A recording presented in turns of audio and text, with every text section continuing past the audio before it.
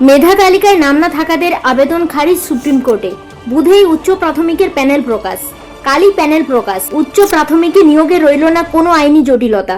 ঠিক কি জানা যাচ্ছে? উচ্চ প্রাথমিকে 14,052 জন শিক্ষক নিয়োগ নিয়ে কলকাতা হাইকোর্টের ডিভিশন বেঞ্চের রায়কে চ্যালেঞ্জ করে সুপ্রিম কোর্টে দ্বারস্থ হয়েছিলেন মেধা তালিকায় নাম না থাকা প্রার্থীরা। মঙ্গলবার তাদের আবেদন খারিজ করে দিয়েছে সুপ্রিম কোর্ট। ফলে উচ্চ প্রাথমিকে নিয়োগের ক্ষেত্রে আর কোনো আইনি জটিলতা থাকলো না। সোমবারই উচ্চ প্রাথমিকের প্যানেল প্রকাশের তারিখ জানিয়ে বিজ্ঞপ্তি জারি করেছিল Paschimbanga central school service commission. বিজ্ঞপ্তিতে বলা হয়েছিল 25শে সেপ্টেম্বর প্রকাশিত হবে প্যানেল। কলকাতা হাইকোর্টের বিচারপতি তপব্রত চক্রবর্তী ও বিচারপতি পার্থ সারথী চট্টোপাধ্যায়ের ডিভিশন বেঞ্চ 28শে আগস্ট নির্দেশ দিয়েছিল 4 সপ্তাহের মধ্যে প্যানেল প্রকাশ এবং তারপরে 4 সপ্তাহের মধ্যে নিয়োগপত্র দিতে হবে। এই নির্দেশকে চ্যালেঞ্জ করে সুপ্রিম কোর্টে আবেদন করেছিলেন মেধা তালিকায় নাম না থাকা প্রার্থীরা, কিন্তু তাদের আবেদন সর্বোচ্চ আদালতে গ্রাহ্য হলো না।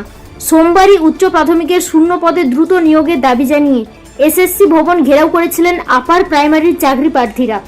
ওই দিনই প্যানেল প্রকাশের তারিখ জানিয়ে বিজ্ঞপ্তি জারি করা হয়। প্রসঙ্গত 2016 সালে 23শে সেপ্টেম্বর উচ্চ প্রাথমিকের শিক্ষক নিয়োগের বিজ্ঞপ্তি প্রকাশ হয়।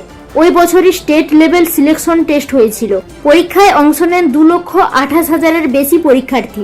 2019 সালের 24শে আগস্ট এসএসসি ইন্টারভিউ তালিকা প্রকাশ করে এবং ওই বছরই প্রকাশ হয় মেধা তালিকাও।